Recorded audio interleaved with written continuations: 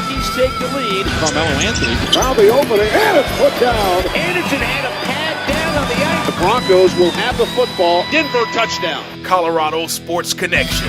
Hello everybody and welcome to Colorado Sports Connection. We're coming to you from Big Bill's New York Pizza in Centennial. And today's guest, well, a Colorado legend. That's right, a Colorado legend, a running legend. From Boulder, Colorado, it's Melody Fairchild. Melody, number one, it's an honor to have you here on the show. But my first question for you is, last time I got to see you run was back in the early 90s. Mm-hmm. So tell us right now, what have you been up to before we get back to your career?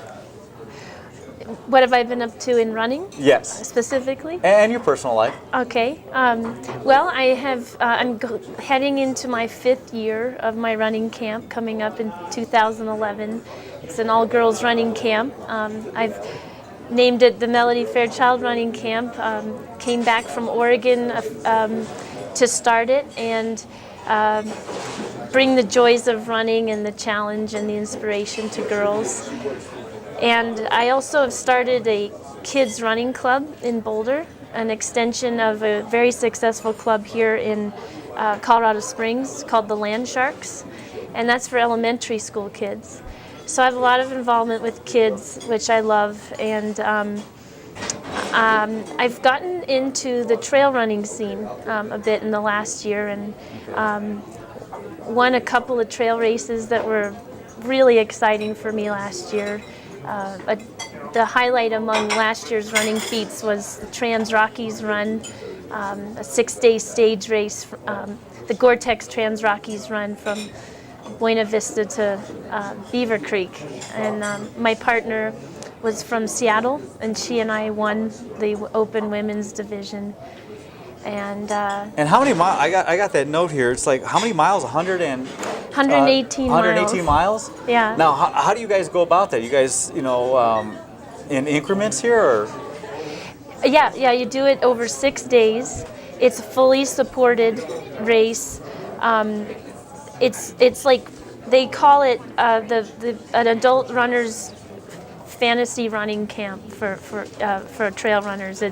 You run 20 miles roughly every day over beautiful scenery, reaching elevations of over 13,000 feet, and then you come to a camp all set up for you in the evening, and it's about 200 people, all in teams. And there is an individual race for 3 days, but that was incredibly fun. It busted open my ideas of what's possible physically to do. I didn't know I could race 20 miles a day for 6 days in a row over tough terrain, but the mountains were really inspiring, and I think that had a lot to do with it. And I've also participated in my annual favorite, the Boulder back in home, and now let's talk about that Boulder real quick, because you won it 3 years in a row, and I remember as growing up, it was like Melody Fairchild. You won it at age 15, 16, and 17? Yes. And I can remember reading the sports pages, everybody wanted to know, they knew you were going to win, but it was like by, how large of a margin you were going to win by. Yeah, it was, my high school running career was kind of like a storybook, really, as I think somebody once described it.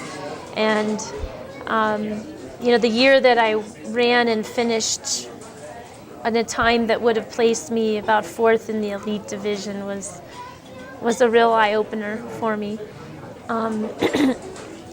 But of course, I had a collegiate career to pursue after that, and I'm glad I did.